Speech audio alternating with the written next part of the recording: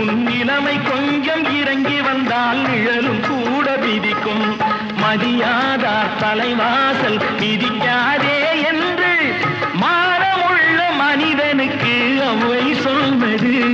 அது அவ்வை சொன்னது, அதில் அர்த்தம் உள்ளது.